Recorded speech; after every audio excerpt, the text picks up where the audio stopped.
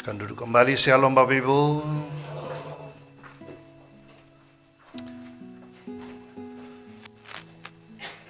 Ya, puji Tuhan kita hari ini boleh tetap dalam damai sejahtera Tuhan. Kuasa Tuhan yang ajaib tetap ada bagi kita. Amin. Cuaca berubah dari musim hujan menjelang ke musim panas, sehingga kita juga mengikuti perubahan cuaca. Tubuh kita juga mengikuti cuaca ini. Mungkin ada yang kurang sehat, tapi kita percaya Tuhan ada di tengah kita. Firman Tuhan, ya, pagi ini kita ingin renungkan masih dalam topik besar firman menjadi manusia. Nah, kita dipanggil saudara-saudara untuk tugas yang mulia. Selama Tuhan Yesus ada di tengah-tengah dunia, kita tahu ada begitu banyak kejadian ajaib. Mujizat-mujizat terjadi. Dan banyak orang mengalaminya. Dan saya juga percaya saudara ingin mengalami juga mujizat Tuhan. Amin. Dan mujizat Tuhan itu dinyatakan kepada banyak orang. Jadi semacam Tuhan ingin menyatakan balas kasihan Allah kepada siapa saja tanpa batas. Siapa yang terbuka hatinya, siapa yang percaya, siapa yang rindu, pasti mengalami itu, saudara-saudara. Persyaratannya tidak banyak-banyak. Yang penting percaya. Satu kata aja. Kalau engkau percaya, engkau mengalami mujizat. Walaupun orang itu orang berdosa, tapi dia mau percaya, pasti mengalami mujizat. Tidak perlu sampai pada tingkat kerohanian yang tinggi. Yang penting dia percaya, dia mengalami mujizat. Saudara, kalau baca semua mujizat di Alkitab, Tuhan Yesus tidak pernah pilih kasih. Siapa saja boleh mengalami itu. Kenapa? Karena mujizat itu merupakan wujud perhatian kasih Tuhan yang besar. Kasih Tuhan yang paling utama adalah menyelamatkan kita dari hukuman dosa. Dan nanti Tuhan akan mengerjakan itu juga, yaitu ketika nanti dia di kayu salib. Bulan depan mungkin kita masuk pada suasana Paskah, saudara-saudara. Dan kemudian kita merayakan dengan sukacita. Tetapi saudara lihat bahwa kehadiran Tuhan Yesus di tengah-tengah dunia, sebelum dia mati di kayu salib, dia menyapa banyak orang, dia berjumpa dengan banyak orang, dan banyak orang mengalami mujizat. Alkitab mengatakan, andai kata semua yang dilakukan Tuhan Yesus selama 3,5 tahun bersama murid-murid harus ditulis satu persatu. Woi, dunia ini gak muat semua peristiwa yang pernah terjadi. Itu berarti saudara-saudara, kasih Tuhan yang dicurahkan kepada setiap orang yang percaya itu kepada Yesus, mengakui dia, luar biasa. Ada yang tidak sanggup percaya. Kalau kita baca Alkitabnya tidak sanggup percaya. Tapi orang lain yang percaya. Itu juga bisa terjadi mujizat, saudara-saudara. Kita ingat ada seorang perwira ya, yang pembantunya sakit. Dia tidak kenal Yesus, pembantunya itu kan. Tapi perwira ini bilang, Yesus, kalau engkau mengatakan satu kata saja, aku pulang sampaikan. Dan dia akan mengalami mujizat. Kita juga ingat ada peristiwa orang sakit yang digotong oleh 4 orang saudara-saudaranya, kemudian jebol itu rumah dan menurun ke depan. Orang sakit tak berdaya, tapi iman daripada orang-orang itu yang penting dibawa ke Yesus, pasti akan sembuh. Jadi bukan istilah obral mujizat atau mujizat itu murahan, tapi itu betul-betul curahan kasih Tuhan. Kasih Allah kepada semua orang, siapa saja. Yang buta bisa melihat, yang tuli mendengar, yang sakit bermacam-macam sakit penyakit, itu disembuhkan. Saya pikir, ini orang-orang ini apa hanya butuh mujizat? Nah, saudara-saudara, karena itu kalau Anda butuh mujizat, percaya Tuhan pasti akan bisa nyatakan mujizatnya. Saudara percaya atau tidak? Tergantung percaya. Saya tidak tahu apa masalah Bapak Ibu yang butuh mujizat. Dalam keluarga butuh mujizat mungkin. Keuangan Anda butuh mujizat. Ya. Dalam banyak hal. Mungkin ada yang sakit butuh mujizat. Ya. Dan apakah Tuhan menutup mata untuk itu? Tidak. Dia sendiri malah memanggil, mari. Marilah kepadaku, wahai kamu yang letih lesu dan bertanggungan berat. Aku akan memberikan kesembuhan, memberikan kelegaan, memberikan pertolongan. Banyak hal bisa terjadi. Mujizat kan? Air menjadi anggur.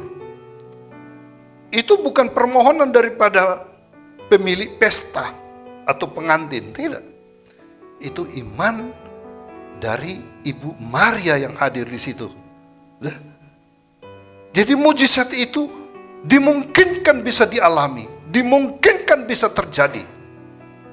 Hanya saja pertanyaannya, setelah orang mengalami mujizat, ya, kemanakah dia?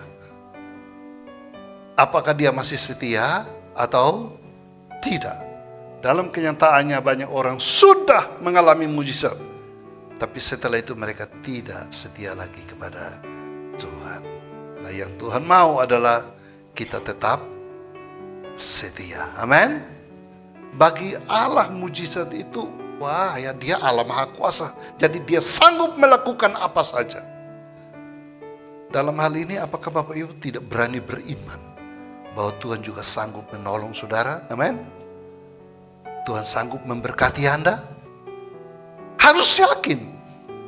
Saya selalu katakan Tuhan bukan punya 1001 macam cara, tetapi bertriliunan cara. Tidak ada batas. Tuhan sanggup menolong kita. Karena itu Bapak Ibu terkasih di dalam Tuhan, itulah yang terjadi di dalam kitab Matius, Markus, Lukas, Yohanes yang banyak menulis memuat tentang mujizat-mujizat itu. Ya, tapi saudara-saudara, mujizat yang terbesar dari semua mujizat adalah jiwa manusia diselamatkan. Ya, itu adalah mujizat terbesar. Kalau kita nggak punya uang berdoa kemudian tiba-tiba ada orang berkati kita, Tuhan pakai, itu memang cuma mujizat. Kalau kita nggak punya kendaraan, kita berdoa dan kemudian kita bisa beli kendaraan, cicil juga bisa, rumah juga bisa, atau apa saja, dan oleh pertolongan Tuhan, yes, itu juga mujizat. Kalau kita sakit dan kita berdoa supaya Tuhan sembuhkan dan kita juga disembuhkan, ya, itu juga mujizat. Kalau kita minta umur panjang dan Tuhan juga berikan kita umur panjang, mungkin teman-teman selevel kita itu sudah nggak ada banyak, apalagi yang sudah tua-tua. Nah, itu juga mujizat. Jadi banyak hal bisa terjadi mujizat. Yang tidak punya anak, sudah lama menikah, berdoa, kemudian hamil tiba-tiba setelah sudah 10 tahun menikah. Yes, itu juga mujizat. Yang tidak punya pekerjaan dan berdoa, puasa, berdoa. Kemudian Tuhan buka jalan dan Anda punya pekerjaan, punya bisnis dan lain-lain. Yes, itu juga mujizat. Semuanya bisa mujizat. Tetapi kategori mujizat yang terbesar adalah keselamatan dari jiwa kita. Jiwa kita diselamatkan. Itu adalah mujizat yang terbesar. Karena mujizat-mujizat lain ini hanya berkaitan dengan kebutuhan hidup kita secara jasmani di dunia ini. Nah, Tuhan Yesus tidak mau, walaupun dia sumber mujizat, kita jangan hanya berfokus kepada mujizat-mujizat yang kaitannya dengan kehidupan jasmani ini. Walaupun memang itu kita butuh. Nah, itu Bapak Ibu terkasih di dalam Tuhan. Kalau penggenapan janji firman jadi manusia, tema kita adalah membuat kita untuk tidak hanya mengalami mujizat-mujizat dalam hidup ini, tapi juga kita dipanggil untuk tugas yang mulia. Nah, kita mau belajar hari ini dari pengalaman murid-murid. Mereka bukan hanya mengalami mujizat dalam hidup mereka, tetapi mereka di dalam kehadiran Yesus ini adalah panggilan yang istimewa. Dan di dalam panggilan ini saya baca semuanya yang tertulis di Alkitab, itu ada keunikan-keunikan daripada panggilan ini. Dan kita juga harusnya mengalami seperti itu ya. Keunikan daripada panggilan kita, panggilan Tuhan bagi murid-murid ini, saudara-saudara. Yang pertama, bahwa kita dipanggil untuk melaksanakan visi misi Allah sendiri. Ya. Kita semua ini dipanggil untuk ikut serta di dalam pekerjaan Tuhan yang besar. Visi misi Tuhan yang luar biasa. Nah, ada beberapa ayat yang begitu jelas. Tuhan memanggil kita, punya tujuan, memakai kita semua. Karena Tuhan mau, bukan Dia saja yang pembuat mujizat, tapi mujizat bisa dilakukan melalui kehidupan kita. Wah, itu ajaib ya, heran. Saudara ingin mengalami mujizat atau ingin dipakai Tuhan untuk membuat mujizat? Dua ini pilihan. Mau mengalami mujizat untuk diri sendiri, atau mau dipakai Tuhan untuk terjadi mujizat bagi orang lain? Itu dua hal yang berbeda kan? Tapi kebanyakan kita kan lebih berfokus, sudah saya hanya ingin mau mengalami mujizat. Saya hanya ingin mau diberkati. Orang lain tidak usah.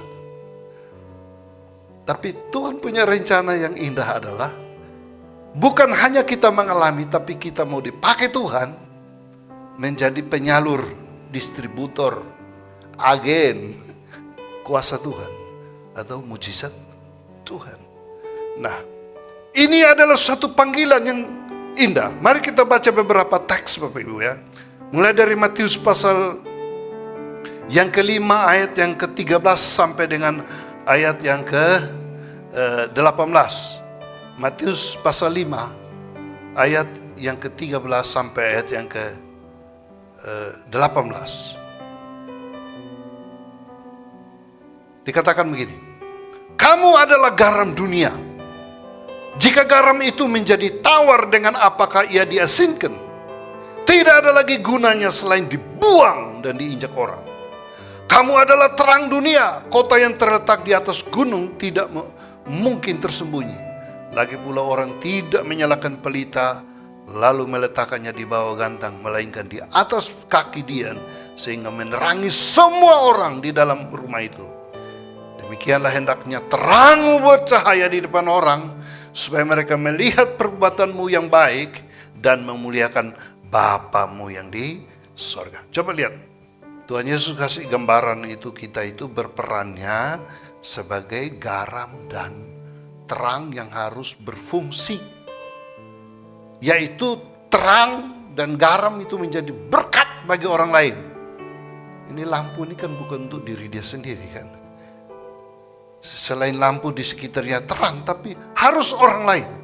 Nah, inilah yang diharapkan oleh Tuhan. Kamu harus menjadi berkat bagi orang lain. Jadi terang bagi orang lain. Wah, menarik sekali Bapak Ibu. Jadi kita dipanggil untuk melaksanakan misi Allah. Yohanes pasal 15 ayat yang ke-16. Dalam Yohanes 15 ayat 16 mengatakan bahwa bukan kamu yang memilih aku, tapi akulah yang memilih kamu.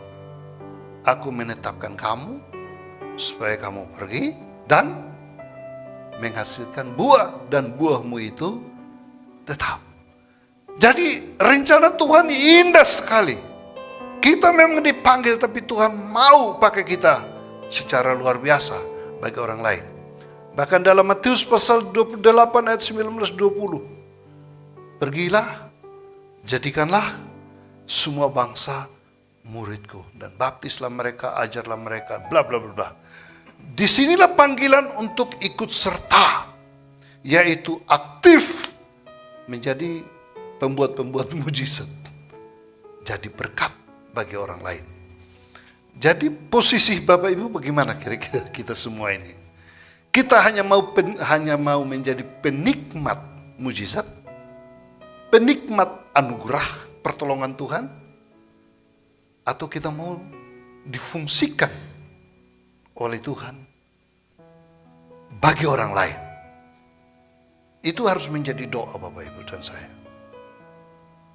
Kalau kita mau diberkati, kiranya Engkau memberkati aku berlimpah-limpah. Wih, kedengarannya enak banget dan senang banget ya.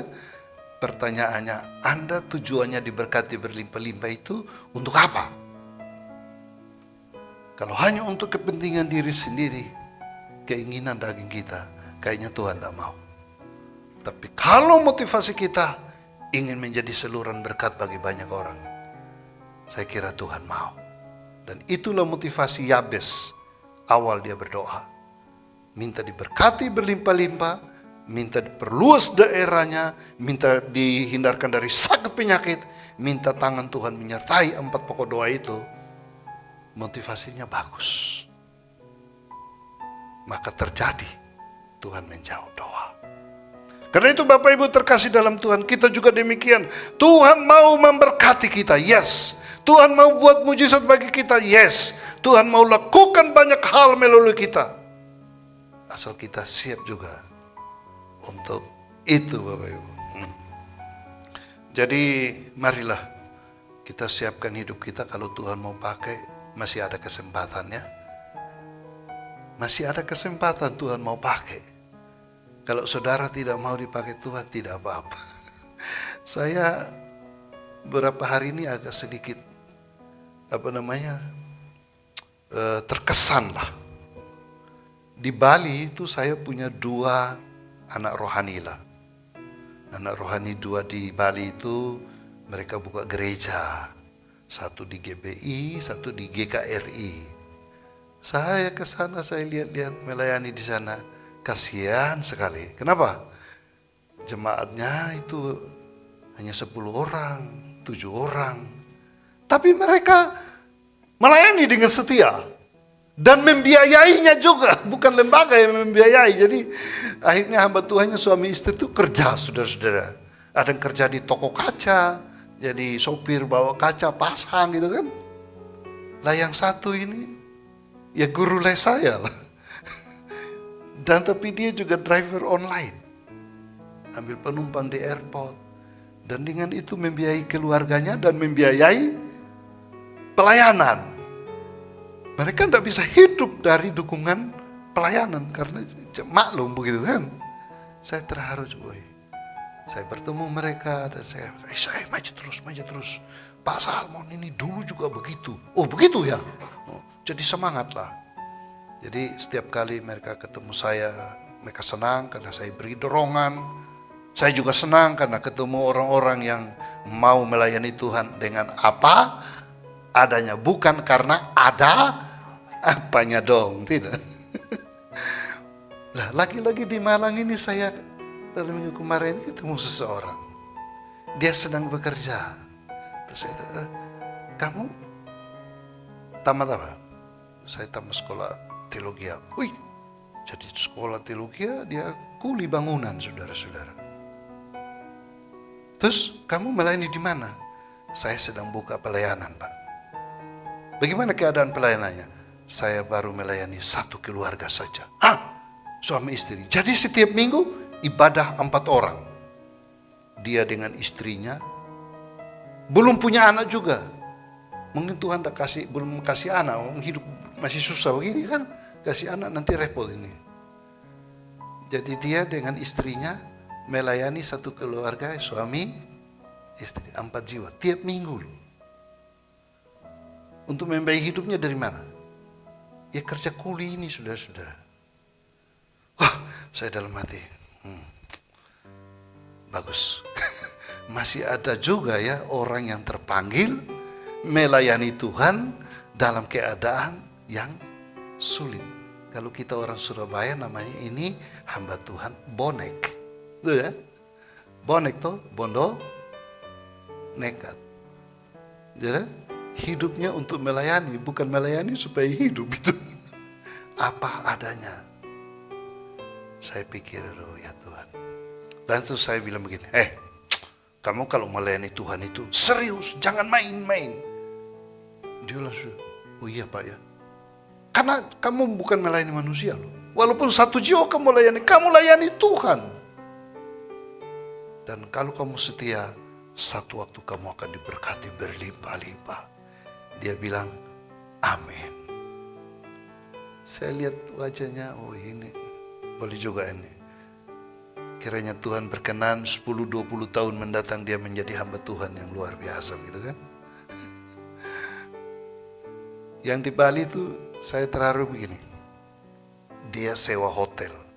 Satu kali ibadah itu 400.000. Jemaat yang hadir 10 orang. Bukan 10 pengusaha loh ya. Persembahannya berapa kira-kira? Dari 10 orang. Kalau satu orang kasih 10.000 berarti 100.000. Ya kan? Jadi dia bilang persembahan paling 200.000 maksimum Pak. Oh ya. Lah kurang 200 dari mana? Saya kan kerja sama istri saya. Kita bayar hotel. Tiap minggu itu bayar hotel. Waduh, terus gimana? Wah itu hati kita senang Pak melayani. Satu waktu ada tamu hotel yang turun ikut ibadah. Mungkin karena kasihan. Setelah ibadah, mereka mau pergi bayar hotel, resepsionisnya bilang, sudah dibayar. Iya, untuk ibadah minggu ini sudah dibayar. Sudah. Bahkan ini ada yang bayar sampai 1 tahun. Hah? Siapa orangnya? Nggak tahu. Mereka curiga. Jangan-jangan tadi ada seseorang yang beribadah di sini yang bayarkan itu. Mujizat apa tidak itu? Hah? Menurut mereka, ini mujizat ya. Jadi sudah masih setia sampai hari ini. Melayani Tuhan itu adalah sebuah panggilan. Apapun situasinya, bersama Tuhan dalam situasi apapun, percaya ada mujizat. Amin, saudara-saudara. Amin. Jadi kalau kita berada pada situasi-situasi yang semakin sulitlah, justru itu katanya mendekati mujizat. Kalau saudara aminkan itu, maka saya ingin katakan dari sini, selamatlah bagi Anda yang sedang mengalami hal-hal yang sulit dalam hidupmu. Ya, selamat. Karena engkau mendekatimu, asalkan engkau tetap percaya juga. Sudah dalam keadaan sulit, sukar hidup ini. Nggak mau berdoa, nggak mau ke gereja, nggak mau baca Alkitab. Ini tambah sulit apa tidak kira-kira ini? Ya tambah sulit nantinya. Begitu kan? Tapi jangan sebaliknya. Sudah enak diberkati mujizat, nggak kembali lagi. Karena ada juga kasus Tuhan Yesus begitu. Menyembuhkan 10 orang kusta. Sudah sembuh. Berapa orang kembali dan mengucap syukur? Hanya 1. Itu orang-orangnya butuh mujizat saja. Setelah itu metu, nggak balik-balik. Tuhan juga kira-kira Tuhan menyesal enggak itu kasih mujizat orang enggak mau kembali. Ya sudahlah, yang penting mereka melihat ada mujizat. Jadi saudara-saudara, Tuhan mau pakai kita seperti itu. Jadi mari kita juga di pelayanan, oh Tuhan kami mau berdoa supaya terjadi bermacam-macam mujizat juga. Bagi siapa saja melalui kehidupan kami ingin menjadi berkat, menyelamatkan jiwa-jiwa di dalam dunia ini. Nah, keunikan yang kedua yaitu kita dipanggil untuk melayani bersama Dia bersama Dia dalam dunia dengan kuasanya. Bersama Tuhan ya. Jadi bukan terpisah dengan Tuhan, tapi bersama Tuhan. Matius pasal 10 ayat 1. Ini menarik saudara-saudara. Matius 10 ayat 1, apa yang terjadi di situ? Yesus memanggil 12 muridnya dan memberi kuasa kepada mereka dan untuk mengusir roh-roh jahat dan untuk melenyapkan segala penyakit dan segala kelemahan. Berarti Tuhan panggil untuk buat Mujizat kan? Nah, ayatnya yang selanjutnya saudara-saudara, Matius pasal 10 ayat yang pertama tadi, coba ayat yang ke-5 sampai dengan ayat yang ke-8 bilang begini. Ke-12 murid itu diutus oleh Yesus. Dan ia berpesan kepada mereka, janganlah kamu menyimpang ke jalan bangsa lain atau masuk ke dalam kota orang Samaria. Melainkan pergilah kepada domba-domba yang hilang dari umat Israel. Pergilah dan beritakan kerajaan sorga sudah dekat.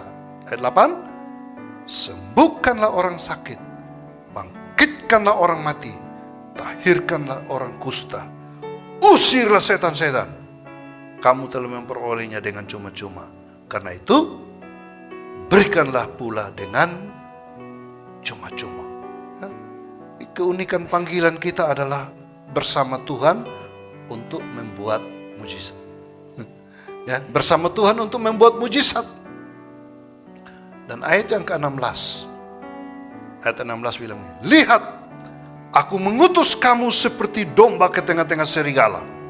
Sebab itu hendaklah kamu cerdik seperti ular dan tulus seperti merpati. Kita pergi untuk membuat mujizat. Ada lagi satu teks di dalam Yohanes pasal 14 ayat yang ke-12. Yohanes pasal 14 ayat yang ke-12 bilang begini. Aku berkata kepadamu, sesungguhnya barang siapa percaya kepadaku, ia akan melakukan juga pekerjaan-pekerjaan yang aku lakukan. Bahkan pekerjaan-pekerjaan yang lebih besar daripada itu. Sebab aku pergi kepada Bapa. Jadi pekerjaan Tuhan itu pekerjaan yang bukan Tuhan lakukan sendiri. Tapi dia mengajak kita terlibat ikut serta di dalamnya. Barang siapa percaya kepadaku, ia juga melakukan. Nah sekarang kita hanya mau menikmati mujizat atau ingin dipakai Tuhan juga? Ya, jadi Bapak Ibu ini keunikannya.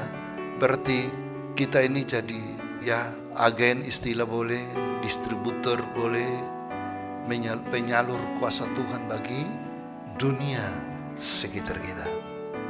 Kalau Bapak Ibu sudah naik level ke tahap ini, itu bagus. Level pertama percaya dulu. Level kedua mengalami mujizat Tuhan. Level ketiga bersama Tuhan membuat mujizat. Dari tiga ini Bapak Ibu sudah di mana? Hanya sekedar jadi orang percaya? Setia memang percaya Yesus dari lahir sampai sekarang Anda percaya. Tapi tidak aktif, percaya pasif. Hanya percaya. Level kedua mau diberkati. Mujizat. Diberkati mujizat untuk diri sendiri. Percaya untuk diri sendiri. Level ketiga, Tuhan panggil kita. Mau enggak kamu jadi penyalur kuasa Tuhan, penyalur berkat Tuhan, dipakai oleh Tuhan, bersama Tuhan melakukan perkara besar. Karena yang percaya kepadaku, dia juga melakukan pekerjaan-pekerjaan yang aku lakukan. Bahkan yang lebih besar, karena aku pergi kepada Bapa. Nih, 3 tahap hidup orang percaya ini. Percaya, tetap percaya, sampai mati percaya. Mengalami berkat, mengalami mujizat, mengalami pertolongan untuk diri sendiri dan keluarga. Yang ketiga, selama hidup ini mau dipakai Tuhan. Mau dipakai Tuhan, bersaksi buat orang lain, menjadi berkat bagi orang lain. Maka kita diizinkan menyanyi, hidup ini adalah kesempatan untuk melayani Tuhan. Bila saatnya tiba, aku tak berdaya lagi. Bila saatnya tiba, aku sudah tua. Bila saatnya tiba, aku tidak punya duit lagi. Toh aku sudah pernah menjadi berkat. Begitu kan? Nah, saudara-saudara, firman menjadi manusia dengan tujuan ini, saudara. Yaitu bukan hanya sekedar kita percaya, bukan sekedar kita mengalami mujizat, tapi firman menjadi manusia supaya dia bisa memakai kita menjadi alat-alat di dalam tangan Tuhan. Siapapun bisa dipakai oleh Tuhan. Jangan kita membuat suatu perseratan ukuran, Tuhan tidak mungkin bisa pakai saya karena pendidikan saya kurang. Tuhan tidak mungkin pakai saya tidak punya cukup banyak uang. Tuhan tidak mungkin pakai saya karena saya dari derajat kehidupan sosial yang biasa-biasa. Tidak ada alasan. Tuhan bisa pakai siapa saja menjadi berkat di dalam dunia ini. Amin Bapak Ibu. Amin. Yes. Kalau kita menyenangkan hati Tuhan di level ini yang ketiga, itu kita naik kategori utamakan kerajaan Allah. Ya, baru semua yang kamu perlukan akan karena dia tahu engkau sedang join dengan dia hidupmu, dan dia akan memenuhi keperluanmu. Naik level Bapak Ibu. Level yang ketiga. 1, 2, 3. Nah, kalau sudah level ketiga, baru kita boleh ke level keempat. Apa itu? Naik ke surga. Belum tahu? Level keempat terakhir sudah. Pulang dengan damai. Pulang ke rumah Bapa yang kekal dengan sukacita dan damai. Hidup ini sudah jadi berkat. Kita sudah berfungsi sebagai garam dan terang selama kita ada di tengah-tengah dunia ini. Wow, indah sekali rencana Tuhan bagi kita ya, saudara. Jadi dia memanggil kita untuk tujuan-tujuan yang mulia.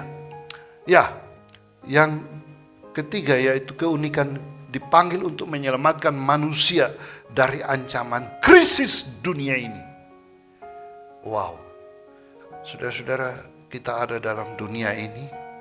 Mungkin ada dua gambar di sini. Yang pertama, dunia yang sedang modern, dunia yang sedang maju dengan teknologi, ilmu pengetahuan, kecanggihan segala macam.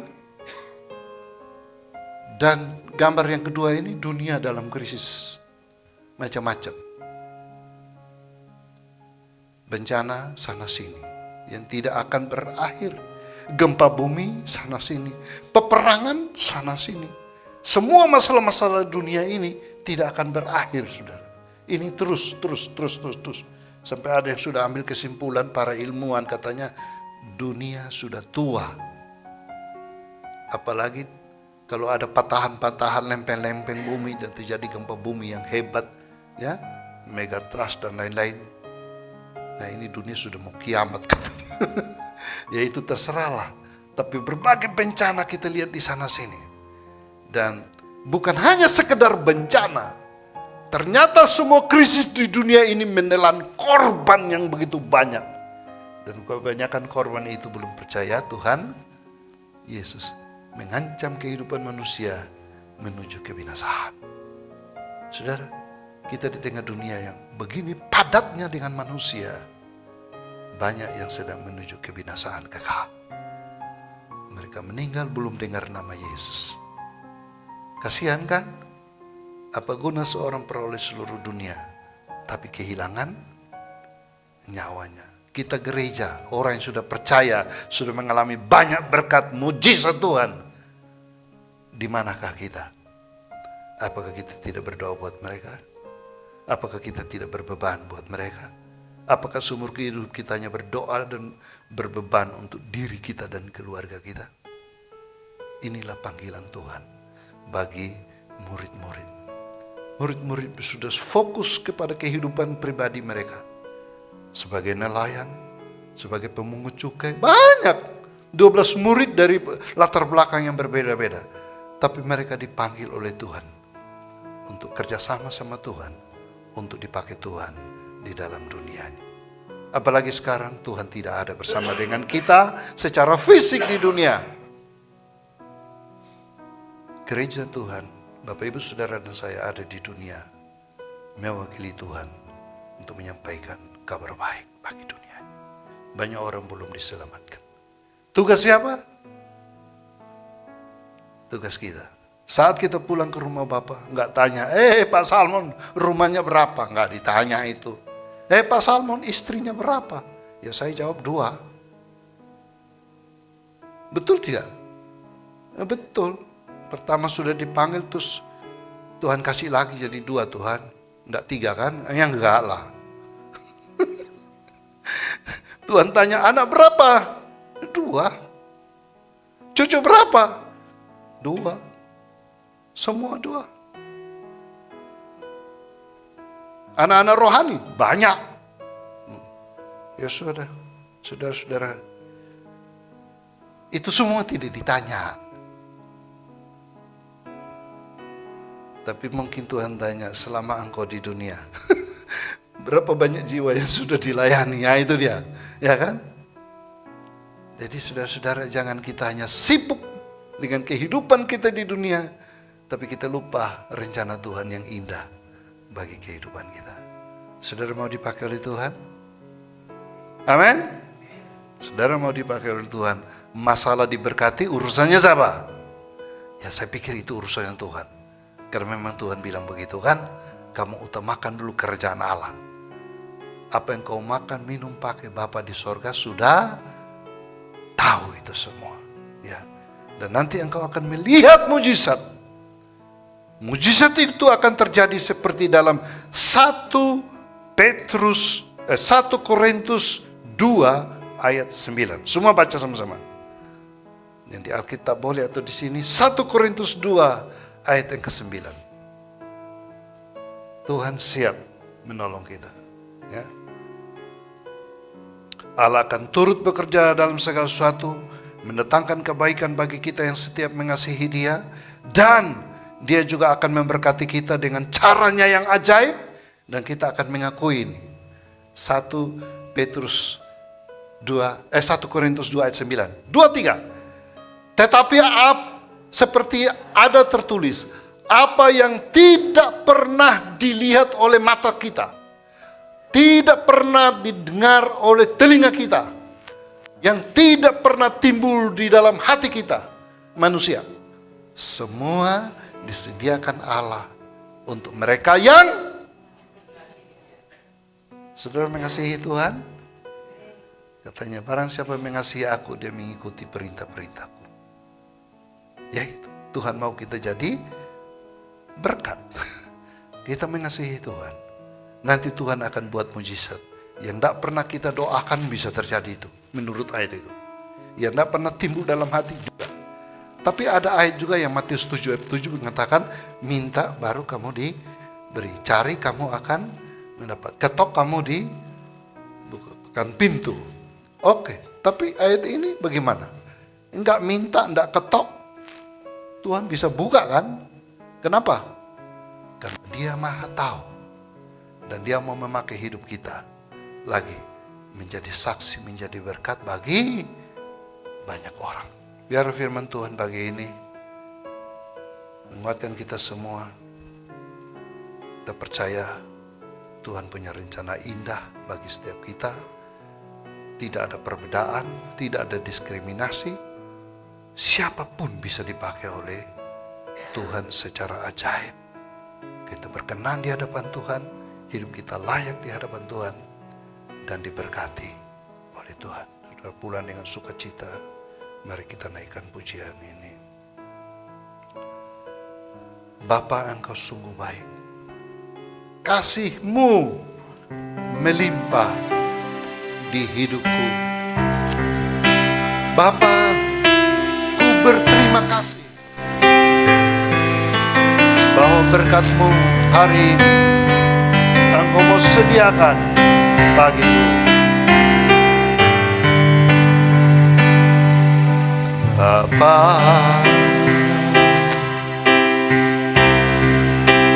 Engkau sungguh baik, kasih-Mu melimpah, oh di hidupku. Bapa, ku berterima kasih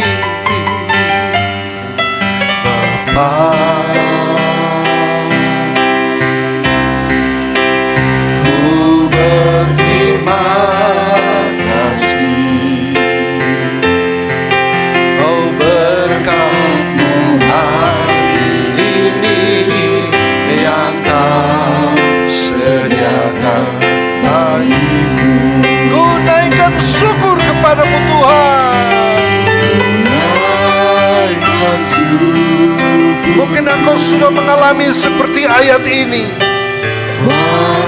Ada yang Anda tidak doakan, Tuhan sudah beri buat saudara. Engkau sudah mengalami mujizat dalam hidupmu, tapi Tuhan rindu lebih lagi. Dia sediakan berkatnya bagi hidupmu. Selalu baru, selalu baru. Oh, dia ingin memakai kita lagi, memberkati kita lagi. Seumur hidup kita lebih lagi, lebih lagi dan lebih lagi. Sungguh besar di sepanjang hidup ini. Oh, katakan ku naikkan syukur padamu Bapa. Naikkan syukurku, oh, haleluya. Buat Maria, takkan habis-habis berkat-berkat Tuhan, kuasa Tuhan dan mujizat-mujizatnya, dulu, sekarang, sampai selamanya. Oh, dia menunggu. Selalu baru, selalu baru, baru dan tak